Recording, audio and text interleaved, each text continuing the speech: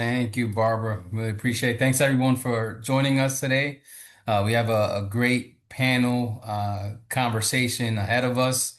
So today we're going to talk about board recruitment, but really the conversation centers around governance, leadership, and how organizations build boards that support their mission. And I think it's really important that we tie those things together when we think about board recruitment. We have great panelists with us today, folks who not only I know, but I have learned from, who have mentored me in many different ways. And so I'm excited to have them introduce themselves. We have a Leah who will bring in the CEO perspective. We have Wes who will bring in a board chair perspective. But without further ado, Leah, if you don't mind introducing yourself first, and then pass it over to Wes. Sure. Thank you so much, Freddie. Welcome, everyone. My name is Leah Feldman. I have the honor of serving as the CEO of Family Services. I've been with Family Services for about 17 years. I started here my first job out of college as a victim advocate in our domestic violence program, and throughout my time, I've moved up into different levels of the organization, sat at almost every level of the organization, and I became the CEO about 3.5 years ago. Thank you, Leah. Thank you, Leah, and thank you for having us, Freddie and Barbara. My name is Wesley Dixon, and I serve as the Deputy to the President and Secretary of the Board of Trustees at Vassar College in Poughkeepsie, New York, and previously served as the Board Chair for the Eleanor Roosevelt Center at Bowles Hill. So happy to share whatever range of experiences I can today. And more importantly, I want to give a special shout out to Maureen, who I see is from Fort Lauderdale, Florida, where I am originally from. So shout out to Maureen for being here on the call. Love to see a Florida person here as well. Thank you, Wes. Appreciate it. Barbara, anything else you'd like to add, or we just want to just jump right in? All right. No, I'm So good. Thank you. good. All right. So we'll jump right in. I think so to start us off, when we think about, board recruitment, I would love both of your perspectives on, where does the responsibility of board recruitment sit? Is it the board? Is it staff? Is it a shared governance? Interested in that, and I got some follow-ups to go along with that. So, Leah, if you want to, or Wes, if you want to jump in, either one works. Go ahead, Leah. Sure. Oh, thanks. Where does board recruitment actually responsibility lie?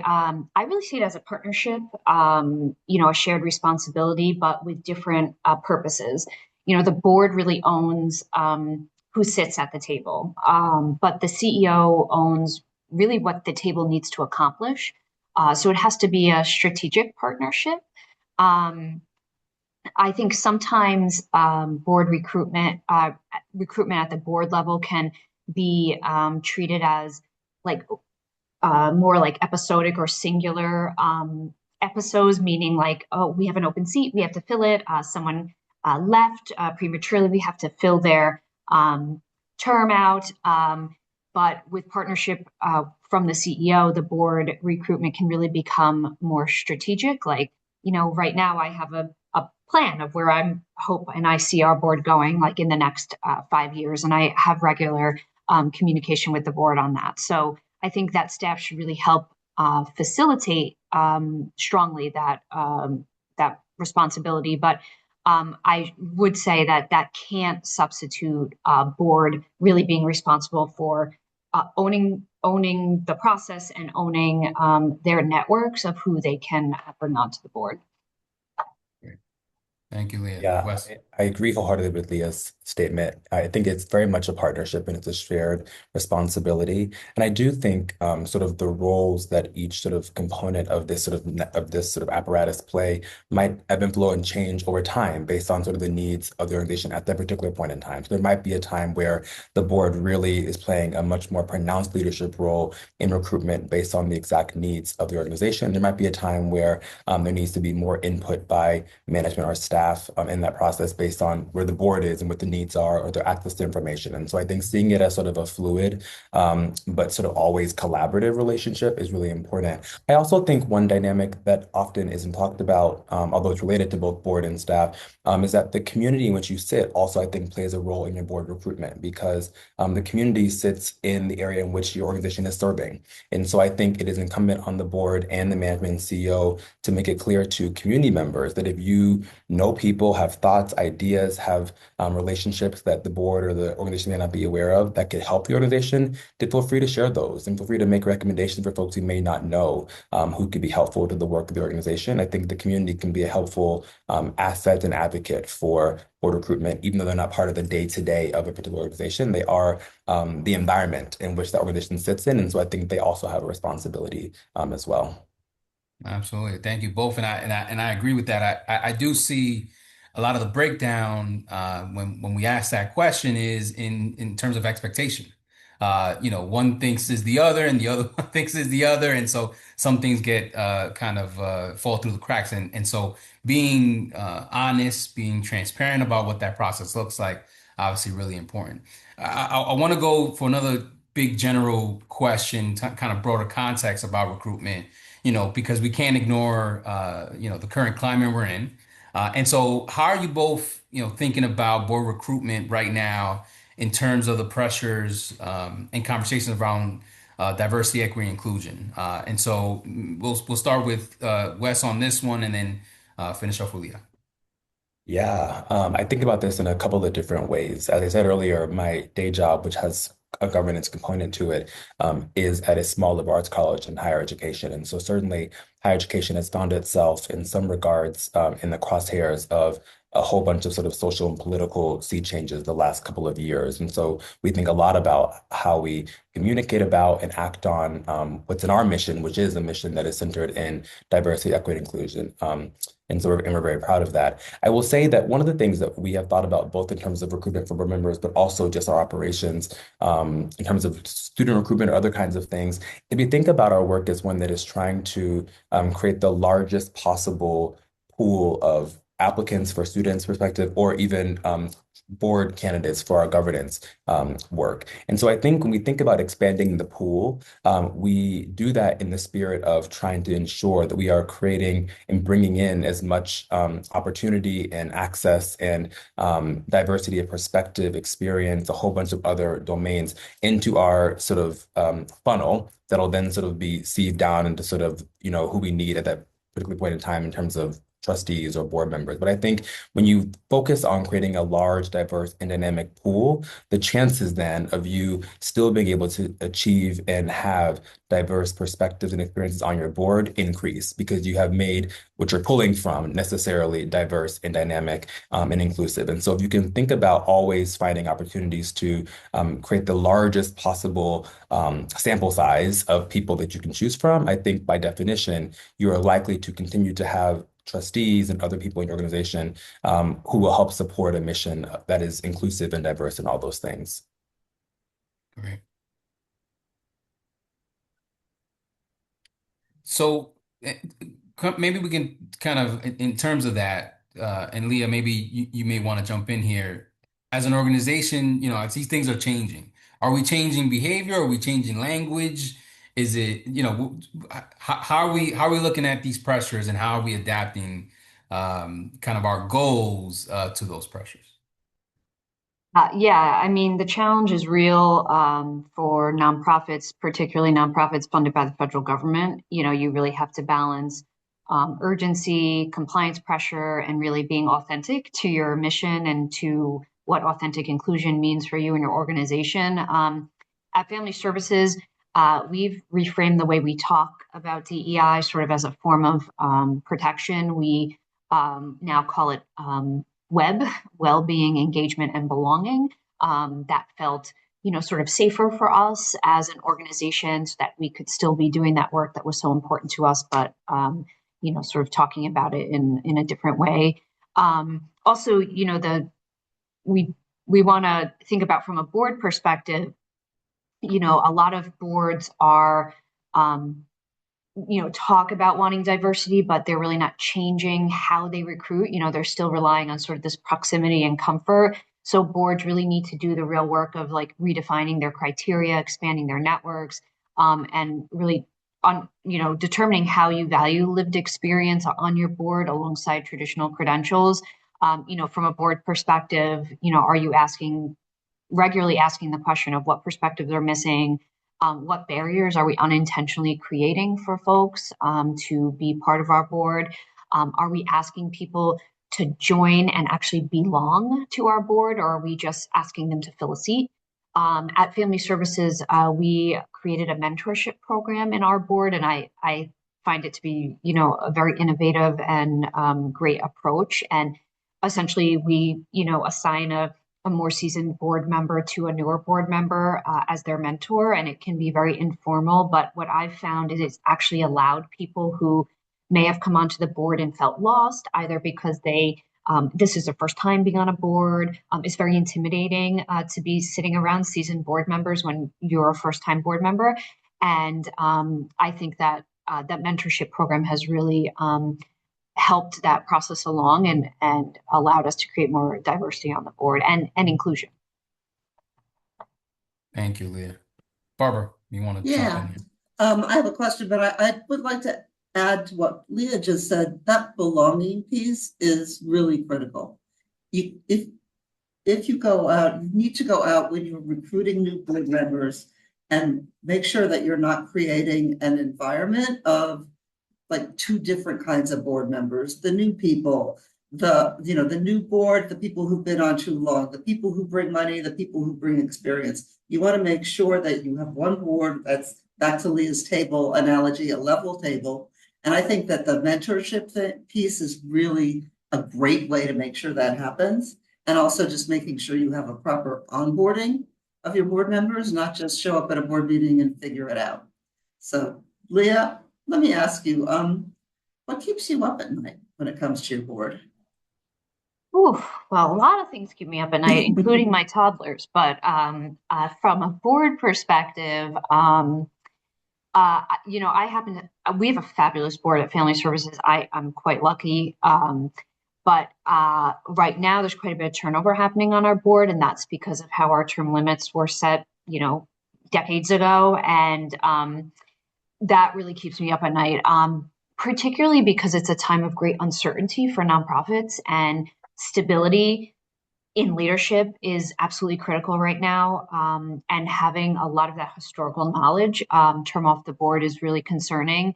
And another thing is that the idea of people wanting to take leadership positions on the board has been keeping me up at night. We have a great group of committed folks, but not too many that want to take leadership positions, chair positions, vice chairs. And it makes me nervous that we could end up with people chairing that are sort of forced into the position that maybe don't really want to. And then what does that mean for me as CEO and getting the support that I need from my board chair? So I think in recruiting, asking those questions, do you want to eventually be in an officer position, is really important. And, a lot of times we do attract people to boards who are, sort of career board members, right? People that are on many other boards. And a lot of my most committed board members may be chairing other boards. And, so that's a tough position to be in. Yeah, that makes sense. Wes, anything to add? What keeps you up as a board member? Yeah, I mean, I think much of what Leah said, I resonate with. I mean, I think as a board member, particularly on boards, sometimes where it is what Leah described, where there is sort of maybe a shallow bench of people who can or will take on leadership roles, it does feel a little daunting to think that you may be pseudo forced to stay in this role or stay on this board because you have the interests of the organization at mind and don't want to leave it sort of hamstrung in terms of skills or opportunities or ability to contribute. But you also don't intend to stay in that role forever. And so it is often sort of a concerning situation to feel like there is no one to pick up the slack currently, but also step into your shoes when you decide to leave. that role or the board in general. And so I think feeling like there is some wiggle room, if you will, in terms of capacity for board leadership, I think is something that even as trustees, we think about quite a lot as well. That makes sense. We don't want our board members to be there for life, and especially we don't want them to feel like they can't go anywhere. That's very fair. So here's a pop quiz. When I'm talking to people about board recruitment, I always ask them to really reflect on why would anybody want to be on your board, right? We want things from our board members, but we also want them to have, a positive, fulfilling experience. Otherwise, they're not going to be around for long. So, Leah, why would anybody want to be on your board? Because this is a meaningful, visible, community-changing work. And I truly believe that people on our board can see the direct impact of their leadership, not just attend meetings. When I'm recruiting for a potential board member, I'm looking for, like, I like to call it the 4 Cs. I'm looking for people with courage, people that are courageous to ask hard questions, can push us to be better, can continually open doors for us. I'm looking for people with good clarity about a board role versus staff management role. I'm looking for people with capacity in their time, their networks, and their willingness to give of their time and resources. And I'm looking for cheerleaders. I'm looking for people who can be our biggest fans and cheerleaders, like are relentlessly celebrating family services in the community, bringing their networks aboard. And that's, so all of those things really, I think, allow people to have a really great experience on our board, because we empower them to, be courageous board members, but also, bring them along with us in everything we do, and ask for their support and cheering behind us. And I think that makes it for a meaningful experience. That's awesome. So basically creating an environment where people can be open and honest, and also connect what they're doing to your mission and your work. Outstanding. Wes, do you have anything to add? Yeah, just really quickly. I mean, I think everything Leah said is spot on. And I would just add that I hope that the boards I'm on, the boards that I recruit folks to join, are boards that allow them to learn and to grow. I think there's a misconception that people have to come onto a board with complete levels of expertise in everything the board does. Financial statements, auditing, governance, all those kinds of things. And I think that creates the very non-belonging or daunting environment Leah was talking about earlier. If you think that to be on the board, you have to come in with those levels of expertise already in your command. I think the opposite is true. I look for board members who have some level of expertise in something that we find important, but also an eagerness to learn and to grow and see this board as opportunity to learn and to grow, because that is capacity building for the community you're a part of. If more people have that expertise and can gain it at your organization, that creates someone else who can be a different kind of board member somewhere else, whether it's in your community or elsewhere. And so I think for me, I'm often pitching to people that if they join this board, we will create space for them to have experiences they wouldn't have otherwise had, and as such might be able to grow professionally or personally in ways that are important to them. Wonderful. So basically, the both of you are pretty thorough about setting expectations before people join the board, and you're getting to know them so that there's not a misalignment once they get there. I think that's, yeah.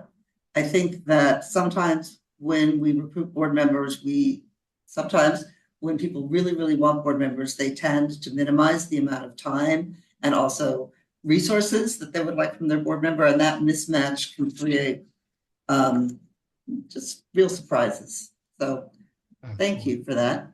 Freddy? So kind of flipping the switch here a little bit, and we'll start, Wes, kind of with you. From your experience, where do boards fall short in recruitment? And I think a two-part question to that, how do you hold fellow board members accountable in terms of recruitment? What are your thoughts there? Yeah, thanks for that, Freddie.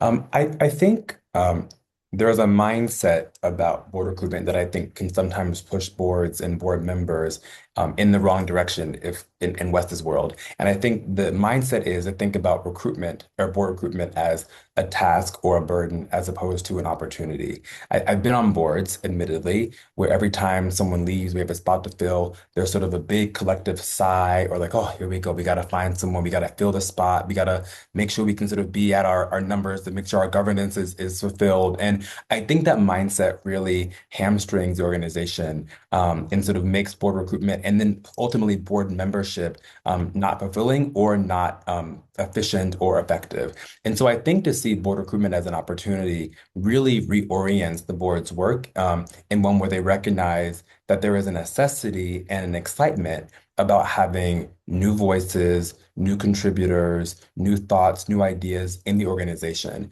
And to keep the organization, I think, solvent in sort of an ever-changing environment, you need to have new voices, new ideas, all those kinds of things. And so recruitment is an opportunity to stay relevant, to stay with your finger on the pulse of the community which you're serving. And so I think every time you can recruit a member, it's an opportunity to make sure that your relevance and your sort of sustainability is always as high as it can be. And so I think that is often where people can go wrong in terms of their recruitment and accountability. Yeah, I mean, I think the truth is, I've been on boards where recruitment comes up, and as Leah said earlier, sometimes you have the same people in a community whose names come up over and over and over again. And I think if we're ever in a recruitment cycle and a name comes up, and someone says, and everyone or 90% of them say, oh, yeah, we all love that guy or girl or person, they're all wonderful. I'm sort of like, stop, red flag. No, no, no, no, no.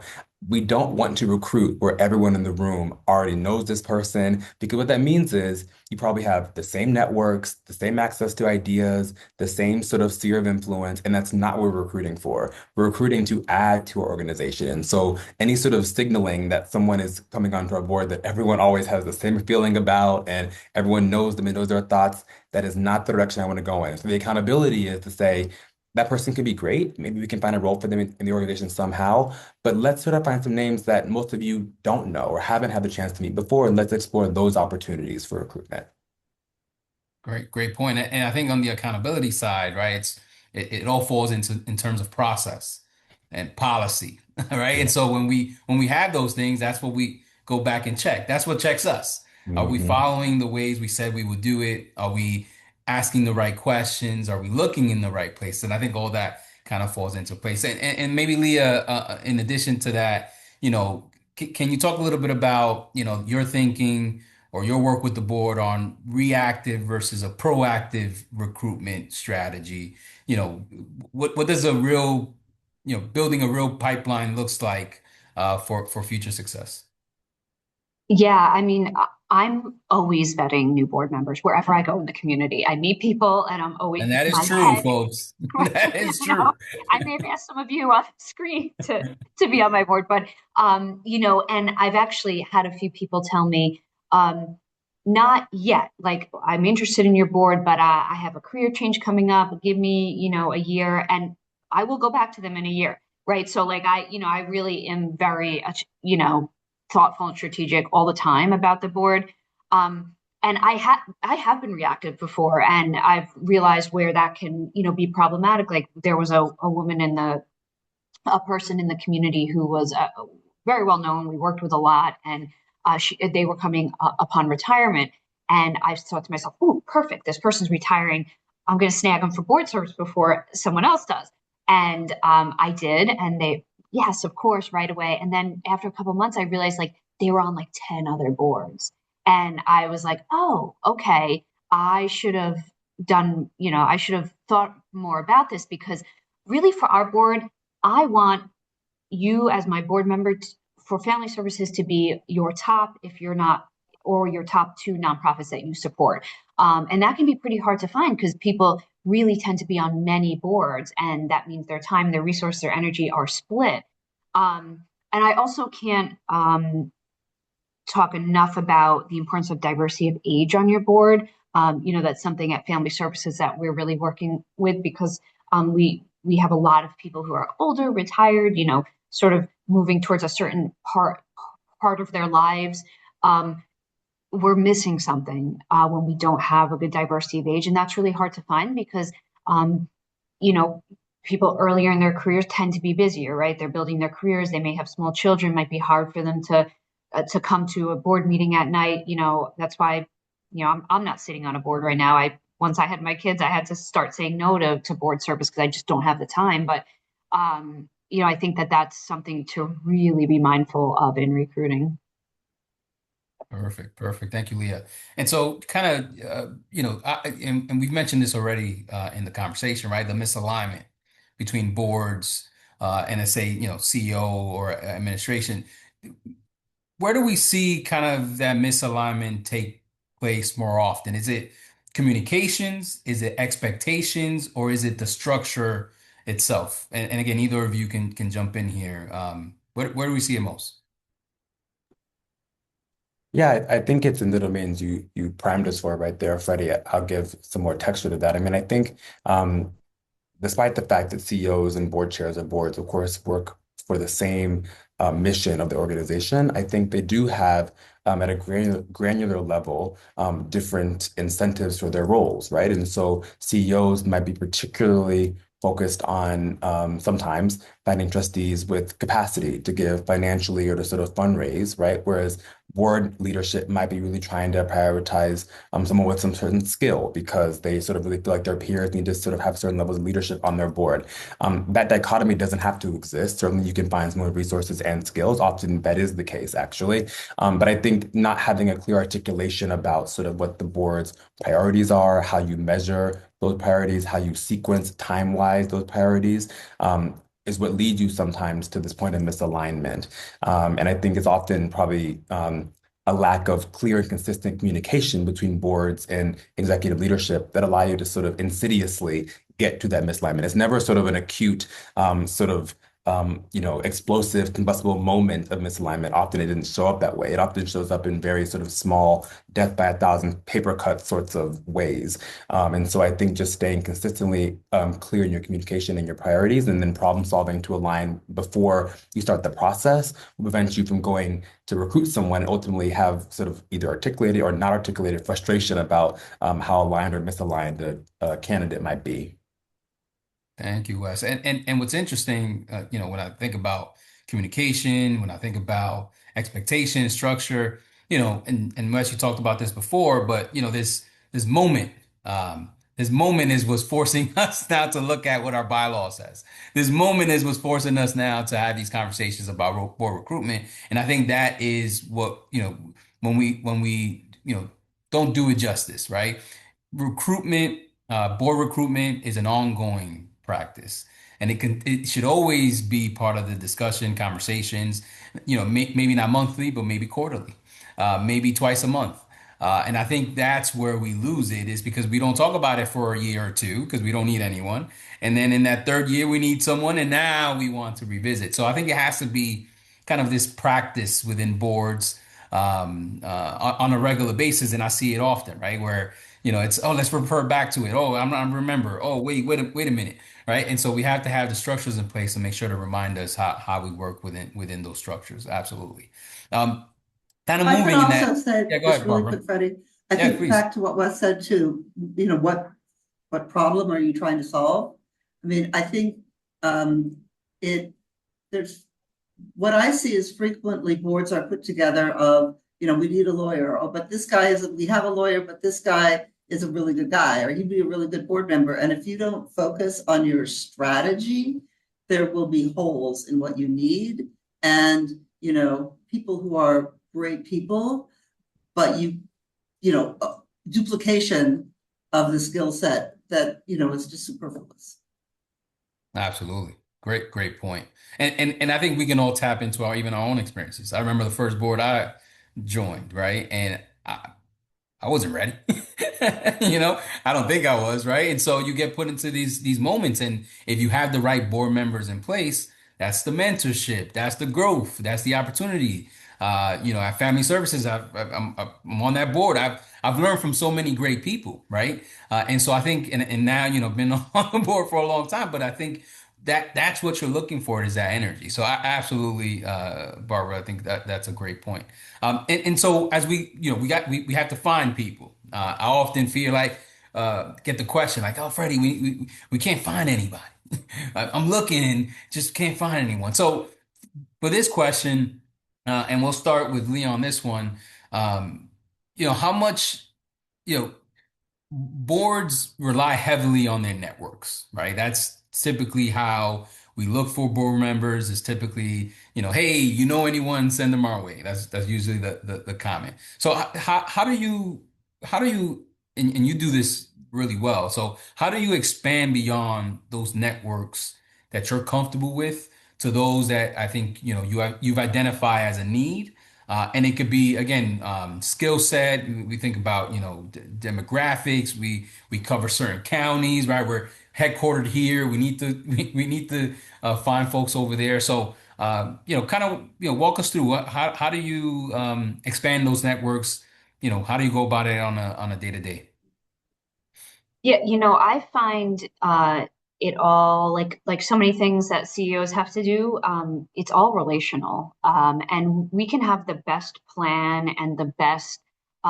We need people in these buckets, but then you just come across like really good human beings, and you're like, yeah, I just need your human energy on my board, right? Skill set aside or location aside.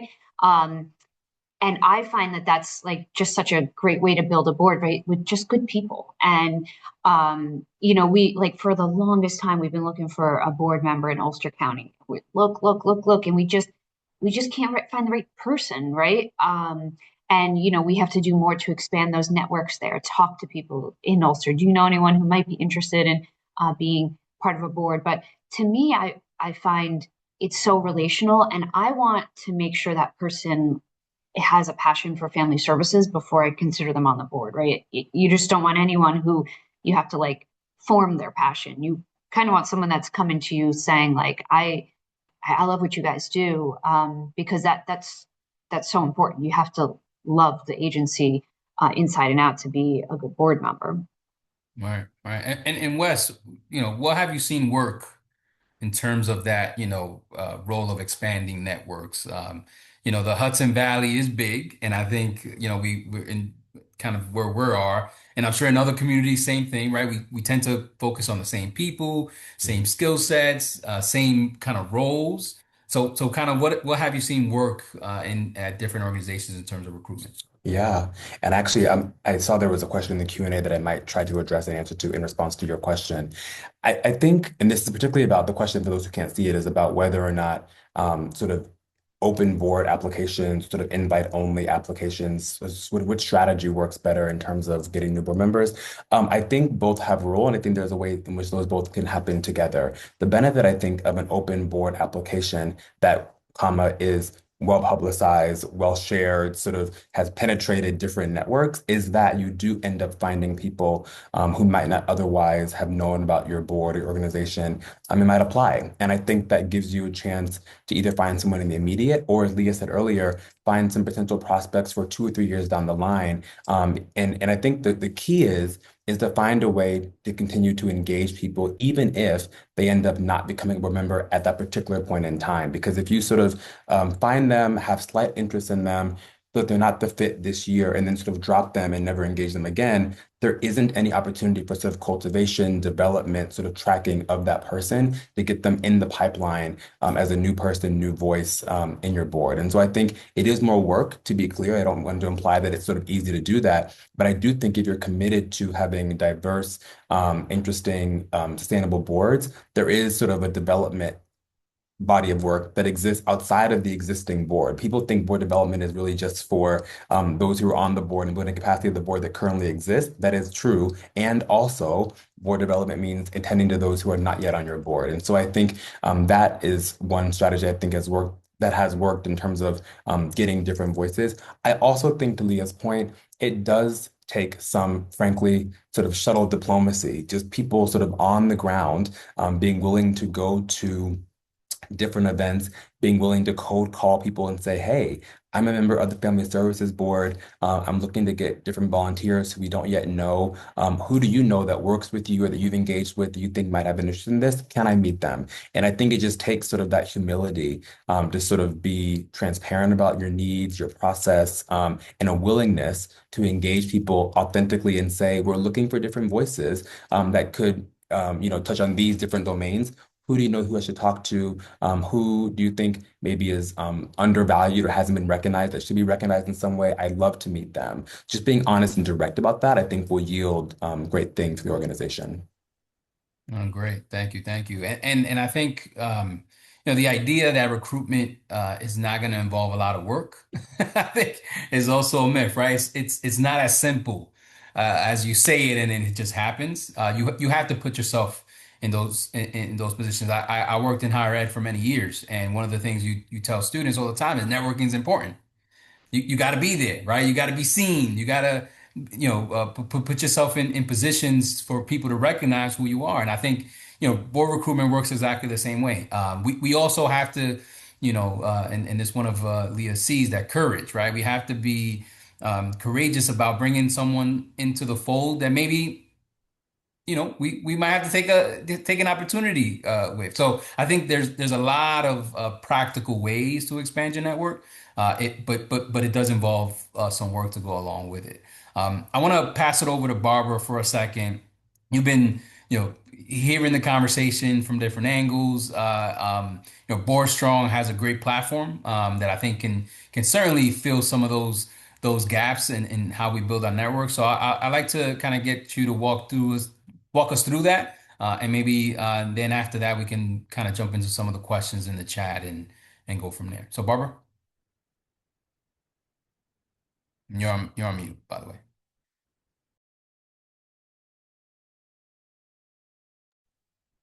Barbara, you're on mute.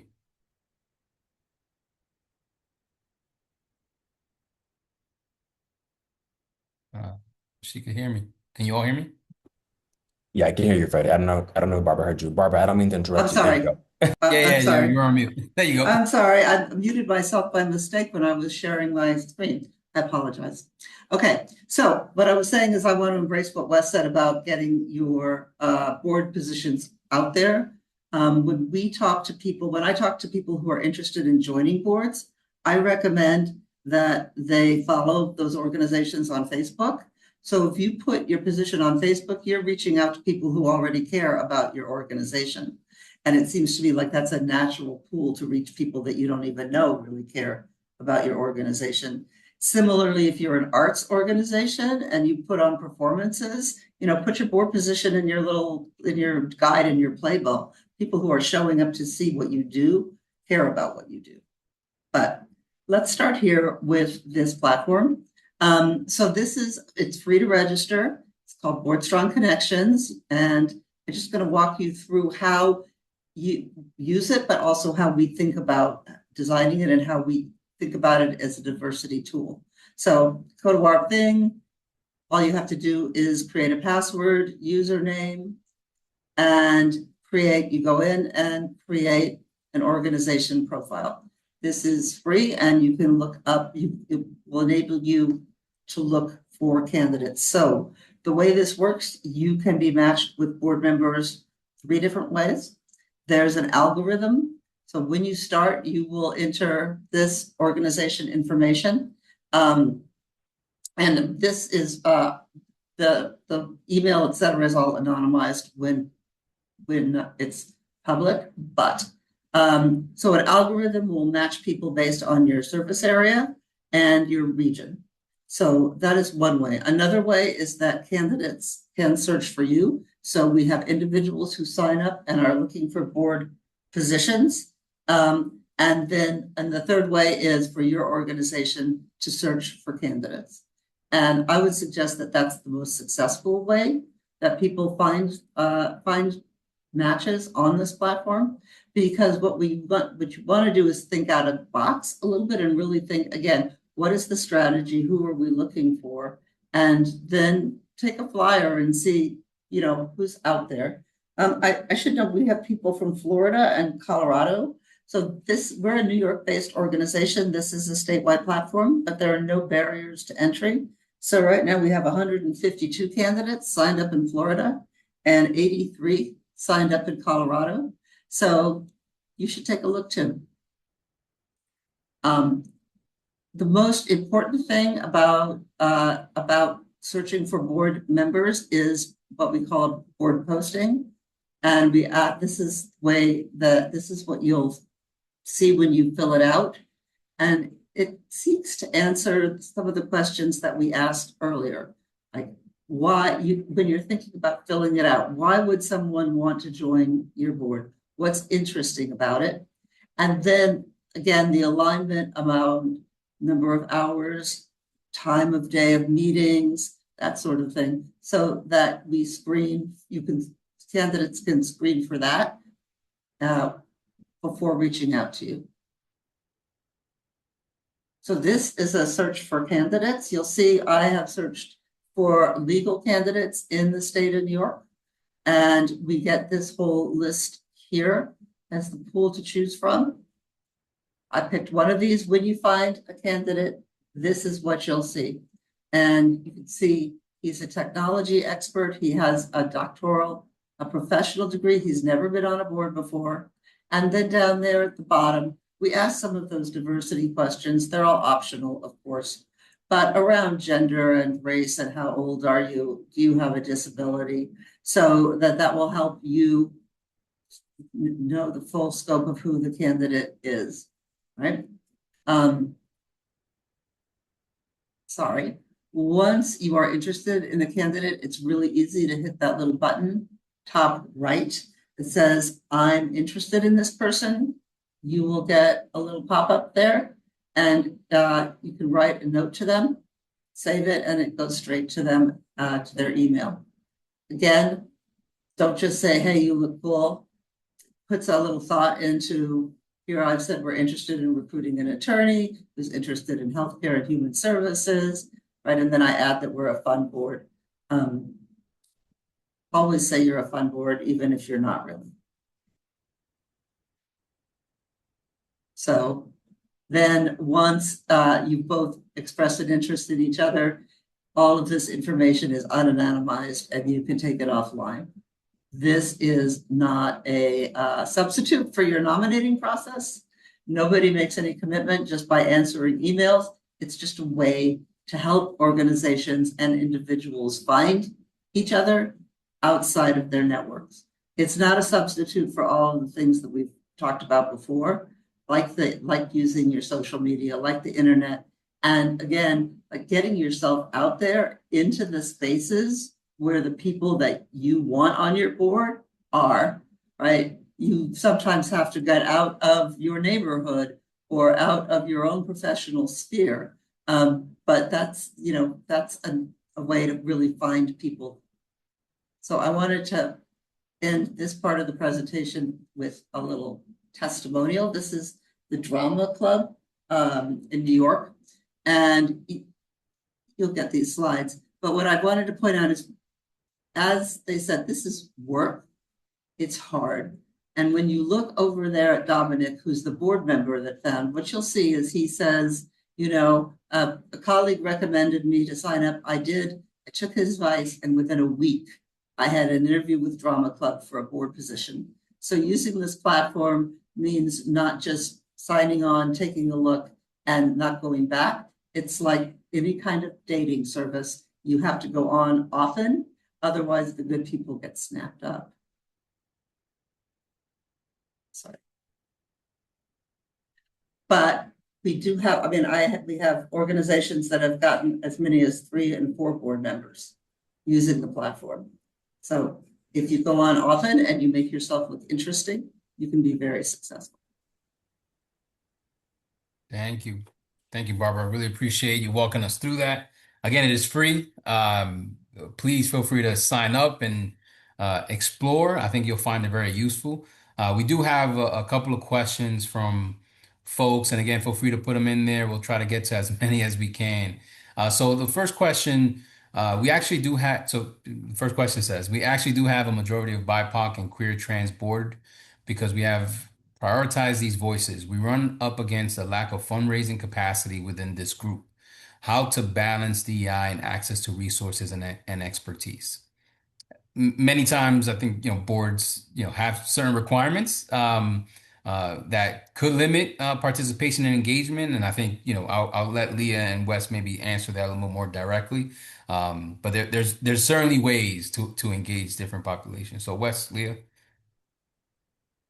Sure, I'll just give it a quick treatment, but would love to hear Leah's thoughts too. Um, Thank you for the question, first of all. And I think, as I'm sure the author of the question knows, DEI and access to resources and expertise are not necessarily mutually exclusive. I know you know that, but I understand that it might not always be easy to find a pairing between those two things as well. I do think, at the college and other boards I've been on, we have prioritize a number of different things. And I think to Barbara's point earlier, sort of knowing what problem you're solving at any particular point in time is important to be able to sort of fill the gap and sort of keep sort of an equilibrium of skills and expertise and perspectives over a period of time, right? And so I think there might have been a point where the organization, I'm hypothesizing, really needed to sort of find folks who were particularly strong on the mission and sort of the programs of that organization. And so that might have caused you all to recruit a certain kind of board member. And it might be the case that you've stabilized in some way, the mission is sort of set, there's sort of stability in terms of the programs and mission-oriented work. And now you might have to take a different strategy for governance because you're at a different point in your organizational life cycle. And so I think finding a balance of knowing when and how to sort of change, evolve, and grow in terms of your board membership, I think is really important. And I think the other thing that I'll say, and then I'll pass it over to Leah, is just finding opportunities in ways to have myriad entry points to your organization is really important. I think sometimes people get confused and think that board membership is the only way that we can sort of invite perspectives and voices and contributions and resources to our organization. And that is certainly not true. And in fact, sometimes it probably might be controversial, detrimental for you to sort of put your I don't know, most wealthy, engaged people on the board. That might not be the best place to have them, right? So I think finding organizationally numbers of different places where folks can sort of contribute meaningfully to the mission and to your priorities is really important so that if you have a board that may have fewer BIPOC or queer perspectives in this example, you don't lose that organizationally because you can get that perspective through a different lens. Thank you, Wes. Yeah, that was a great answer, Wes. Similar to that, I was sort of thinking you could separate sort of governance from fundraising capacity. You can have a board that reflects the community, and then like intentionally build around that with different kinds of resource engines, a development committee that's made up of other individuals in the community, an advisory group, or even targeted recruitment for a few members specifically for fundraising capacity and financial expertise. On give get for boards, flexibility, I find flexibility is pretty critical. Not everyone is going to bring the same network or financial capacity, but everyone should be contributing in a meaningful way. So that could be opening doors. I mean, we have folks that don't personally give a lot, but that they have networks that have been really fruitful for us. There are folks that can amplify your mission in the community. There's folks that can help build trust in communities that you otherwise might not be able to reach. But, so I think really thinking about if your fundraising model relies heavily on board wealth, it's going to limit who can sit at that table. So, part of the balance would be investing in institutional fundraising strategies that, don't solely depend on board giving. Yeah, if I could add, I think board training and conversation is also important. You don't necessarily look at people and assume that they don't have the networks that can really help you just because of what their job is or whatever. You just never know. You never know who knows who or who can get you to. So treat everyone on your board with the same seriousness around fundraising, even if they don't they don't personally have help. Right. So this next question, I'm going to kind of flip up a little bit because I think so. Second part of the question is, do you recommend having different financial classes of board membership? I mean, again, I don't. I think the board should have a policy, a structure that all board members follow. But I do think there's some flexibility, and I think Leah kind of spoke to some of that in terms of committees. Give to your capacity, right? Which is why you would want your board members to have you on the top one, top two on the list, right? So I think there's ways to do it without saying, you give this, and you give this, right? So I think we want to kind of stray away a little bit from that if possible. And again, your one-on-ones and conversations with board members are very, very different when you think about recruitment development. The first part is some practical tips on recruiting diverse board members. And I know a lot of people struggle with this part, right? So how do we diversify? Where do we go? Who do we call? What do we do? And I'm gonna just say quickly that a lot of that comes from, again, being present. Like it's really hard to ask someone to serve on your board when you've never met, you don't know them, they don't know you, and you're just seeking for, the wrong reasons, right? So you got to put yourself in the rooms. How can some organizations do it and others don't? Those do it because, it's important, and they're there. So there's certainly resources online you can share. BoardStrong, Nikon has a bunch of things you can go on their website as well. So I don't want to spend too much time on the Freddie, can I actual make resources. one just Yeah, go 15 ahead. second Go ahead, comment on Wes. that? Yes. One thing I don't think we've said, but I know Leah and I feel this way, we just haven't articulated it today, is that I think these questions about diverse board members are important. And I know they're well intended. And I would also add that I think before you ask that question and try to address that question, some sort of internal self-assessment whether or not you are ready Absolutely. for diverse perspectives, diverse identities, diverse experiences on your board is very important because to the extent that you find diverse board members and their experience is suboptimal because you're actually not ready to incorporate those, absorb those, be informed by those in a meaningful way, the exercise is futile and probably net negative for you as an organization and for the person you're engaging. So I know it's sometimes difficult to be honest about that as an organization, but I would just encourage everyone who's asking that question to also at the same time ask if you and your peers on your board are ready for what you think you're asking for. Absolutely. And internal assessment. Know who's in the room before you assume who's in the room. I think that's also important. Skill set, demographic, etc. Absolutely.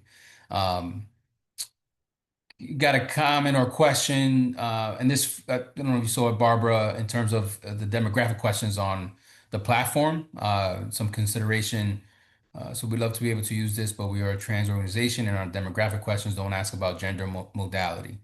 Is there a way that you could add it to your data collection at some point in the future? That's Uh, another. yes, absolutely. This is built on Salesforce, which means that we could make changes all the time. For example, Freddy is on our advisory council, and when you go in as an organization, it will ask you a question in the realm of what Wes just said. Has your board gone through diversity training? Have they gone through anti-racism training? So why don't you put in the chat the way that you would like to see that question asked, and we will add it. Great. And you got another testimony here from Steph. I Thank you, found our Steph. board treasurer on BoardStrong. She is fantastic. So that's good. If you decline, does the system remind you about the request and or is there to prompt them? Does the system remind people of the connection? It doesn't Yeah, mention. it does. It does. And we are currently working to add onto all of the searches the date of the last time that person updated their profile. So you will be able to see if someone hasn't been on the platform for 2 or 3 years. We encourage, and we're also working on a policy when we're going to sunset people. Or when we built it, we said, we tell people if you found a board, if you're not looking anymore, make your profile inactive. What we've found is that is not effective. People don't go and make their profiles inactive. So in the future, you'll be able to see when was the last time they logged in. And for people who are more than like 2 years out, we're going to make their profiles inactive. But yes, when you reach out to them, they receive an email saying, hey, someone reached out to you. All right. One last question, and maybe we can make this a short one. For a grassroots nonprofit, how do you compete for diverse, high quality board candidates when larger organizations can offer more visibility, funding, or prestige? I would argue that your organization can offer visibility and prestige. If you love your mission and you cheerlead that mission in the community, people will have a hard time saying no to you. So I think it's all about finding people who are as in love with your mission as you are and getting out there and just inspiring people to want to be part of the great work that you're doing. So I think you can do it. Yeah, I would just add, I think Leah's absolutely right. To be honest, I know practically, yes, we're always competing for things, but the truth is, I don't even want to see this as competition because I think the truth is you want a board member who doesn't have to be sold on why it's exciting to work with your organization, independent of how small or less recognized it is. I know many of people who have very high profile day jobs who also serve on orgs on the boards of orgs I've never heard of, and many people haven't heard of because they're really, really committed to the work of the CEO, the work of the board, and the work of the organization. And so I think you shouldn't really have to see it as competing. You will find the people who are meant to be on your board, and they will be attracted to you whether or not you have 10,000 followers on Instagram or whatever the things are. If they care about your mission, they will want to serve with you. Thank you. Thank you. All right. Well, we're coming up in our last minute. I want to just first and foremost thank Leah and Wesley for the time, the expertise, the energy. I know that we kind of put this together quickly, so I can't thank you both enough. Barbara, always a pleasure working with you. Always happy to do this again. And for all those who attended, thanks for taking the time. Hopefully you were able to eat some lunch, grab some coffee, some tea for the second half of the day. But again, can't thank everyone for the contributions, the questions, and the energy. Lastly, just as a reminder, it's really important to think about board recruitment as a network, as a partnership, not as a transaction. And I think the further we go away from transaction, I think the more likely we are to find the right people for our organization. So with that, Barbara, any last minute comments? Well, first off, thank you, Freddie. This has been really great, really important. Someone just asked for my email contact, so I just put it into the chat. If you have any follow-up questions or thoughts or challenges using the platform, please don't hesitate to reach out to us. This is really to our mission. Effective boards translate into effective organizations, which translate into great services for the communities that we work with. So strengthening your board is critical. All right. Thank Thank you, you, everybody. everyone. Appreciate it.